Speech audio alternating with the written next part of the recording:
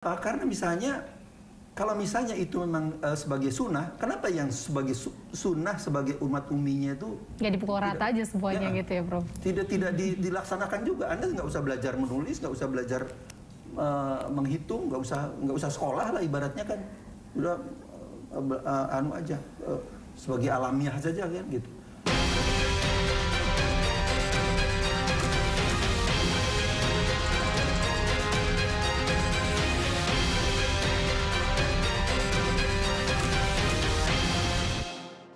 Baik pemirsa, kita masih akan terus membahas lebih dalam ini dengan Prof. Tono terkait seperti apa sih sebenarnya pandangan yang menilai bahwa sebenarnya metode ruqyah ini itu kan tadi pandangan secara sunnah gitu sudah bisa ditinggalkan, karena sebenarnya di era modern seperti ini kita sudah bisa dengan kecanggihan teknologi yang ada nih menghitung secara fakta by data science gitu ya, Prof ya, dan sudah seyogyanya nih bisa bergeser sebenarnya metode ini.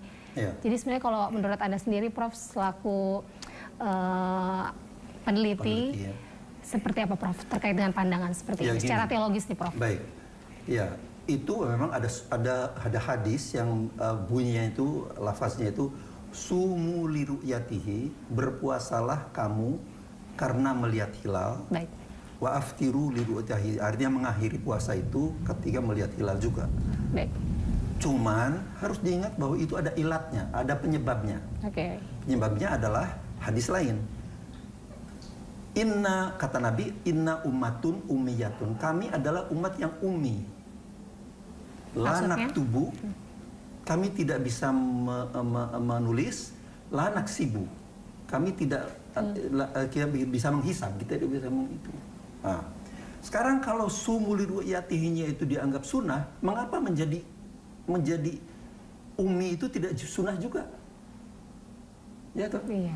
Jadi ini adalah apa itu hanya mencomot-comot yang untuk keperluan cari proyek itu sebetulnya kan gitu. Jadi sebenarnya penggunaan metode ruqyah tadi itu sebenarnya di era modern seperti saat ini tuh sudah tidak diperlukan. Sesuai begitu ya, Prof? Tidak ya? Sesuai. Karena apa? Karena misalnya kalau misalnya itu memang sebagai sunnah, kenapa yang sebagai sunnah sebagai umat umminya itu nggak dipukul rata aja semuanya gitu ya, Prof? Tidak dilaksanakan juga. Anda nggak usah belajar menulis, nggak usah belajar menghitung, nggak usah sekolah lah ibaratnya kan, udah anu aja sebagai alamiah saja kan gitu. Baik. Itu kan sekarang kita berlomba-lomba jadi orang pintar kok, justru dianjurkan. Jadi Islam itu adalah sangat rasional. Bahwa kalau misalnya memang sekarang kita sudah bisa menghitung, bahkan saya bisa memprogram. Baik. Sebelum Anda datang tadi, saya menghitung 300 tahun kalender gerhana total bulan selama 300 tahun. Sejak tahun 1800 sampai 2100. 300 tahun. Baik, Prof. Berarti dengan adanya bisa metode ini dihitung, lalu dengan kecanggihan teknologi saat ini, jika nih, Prof, seandainya ya sepenuhnya Indonesia nanti menerapkan menggunakan arah kiblatnya adalah kalender global nih, Prof. Tantangan terbesar itu transisi dengan penerapan kalender global ini yang akan dihadapi oleh Kementerian Agama sendiri dan juga masyarakat awam itu seperti apa, Prof? Kalau dari pandangan Anda, pendapat Anda seperti memang apa? Ini adalah merubah kultur itu yang paling susah memang kan gitu. Merubah kultur dan apalagi anggapan anunya itu kan pokoknya. Nah, itu kalau udah pokoknya ya udah memang susah.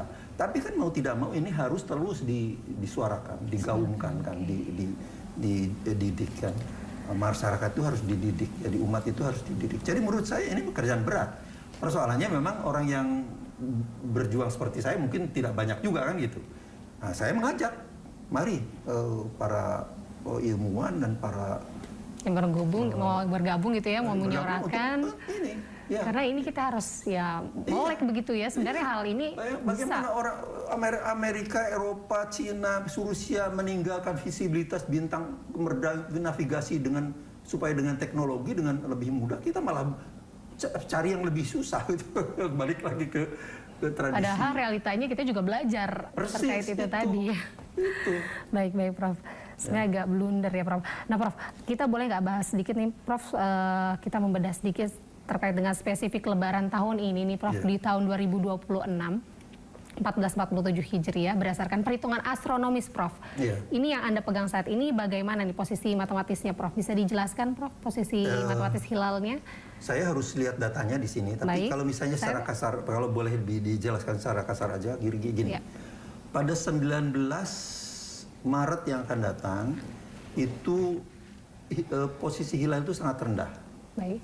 Jadi memang konjungsinya memang sebelum maghrib. Jadi artinya hilal itu sudah masih di atas ufuk. Ya. Tanggal 19 Maret nanti, Prof. Ya, 19 Maret. Cuman persoalannya di seluruh wilayah Indonesia itu mungkin ketinggiannya, ya kalau mau saya harus lihat datanya ya.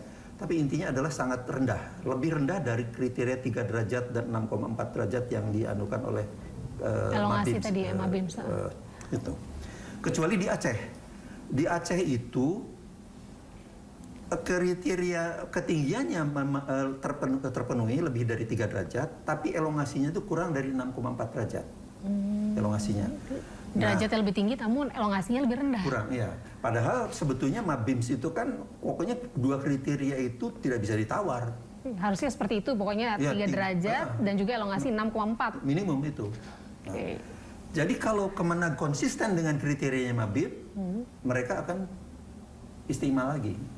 Istimewa lagi. Oke. Nah, tapi menurut perhitungan hisab tanggal 20 Maret itu sudah 1 Syawal begitu ya. 1 Syawal. Artinya gitu, apalagi ini sudah lebih bagus jauh lebih bagus daripada awal Ramadan kan. Awal Ramadan itu kan di bawah ufuk. Baik. Kalau ini kan sudah di atas ufuk. Ya. Berarti bisa dikatakan besar kemungkinan nih kalau kita parameternya secara Mabims itu akan jatuh pada tanggal 21. Betul. Kalau Kemenag sangat strict dengan kriterianya. Tapi kira-kira 2 tahun yang lalu, saya agak lupa ya, 2 tahun yang lalu barangkali. Karena kita sama-sama begitu ya, Prof. Ya, sama-sama. Akhirnya Kemenag menetapkan pokoknya di Aceh itu bisa kelihatan gitu loh. Okay. Padahal itu sebetulnya dari kriteria masih kurang. Masih kurang kalau acuannya tadi ya, kriteria yang ditentukan pada saat itu ya.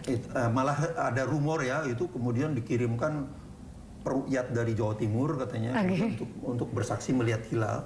Padahal orang-orang Aceh sendiri tidak melihat hilal. Melihat. Iya. Jadi itu saya tidak tahu persisnya, tapi rumornya yang terjadi seperti itu. Jadi ini juga nggak tahu kalau kira-kiranya Kemenag sangat strict dengan kriterianya, ya mereka akan berbeda lagi. Ya, Prof. Ini kalau dari sudut pandang Anda dan hitungan Anda, Prof, penentuan menjelang sidang isbat nanti, ini secara teknik dan juga metrik nih, Prof, berapa angka tepat derajat ketinggiannya dan juga elongasinya, bisa dijelaskan nggak, Prof? Ya, saya harus ada ya. Iya, silakan dilihat datanya. Atau mungkin boleh yang tadi Prof sebutkan dari sisi Aceh gitu ya, paling barat Indonesia. Iya. Nah, pada 19 Maret 2026 yang akan datang di Banda Aceh itu, artinya kita mengambil yang paling paling barat, karena paling barat itu kan paling besar. Iya. Itu ketinggian bulan itu 2 derajat 59 menit. 16 Maret tuh, Prof? 19 Maret. 2 derajat 59 menit. Berarti kurang dari juga ini, kurang dari 3 derajat juga ini. Kemudian elongasinya 5 derajat 23 menit.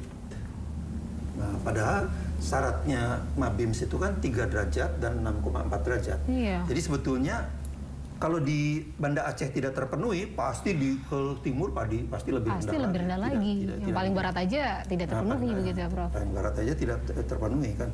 Jadi itu seharusnya kalau Kemenag konsisten dengan kriteria Mabimsnya, mereka akan melakukannya 21 Syawalnya 21 Maret. 21 Maret, 1 Syawalnya. Kalau konsisten dengan kriteria Mabims itu tadi ya, Prof ya. Berarti kalau saya sudah 20 Maret sudah pastikan itu. Sudah pastikan. Oke.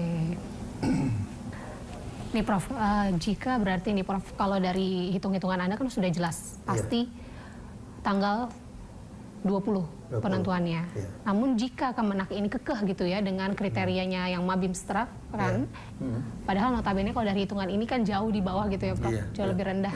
Pasti titik yang paling logis gitu untuk penentuan 1 Syawal adalah di tanggal 21 gitu ya Prof. Bisa dikatakan seperti itu. Kalau bagi Kemenag ya. Bagi Kemenag. Ya. Kalau acuannya kriteria Mabim tadi. Iya. Baik. Karena hilal sudah besar loh sebetulnya. Karena kalau misalnya ditunggu, tadi kan ketinggiannya kan 2 derajat berapa tadi? 2 derajat sampai.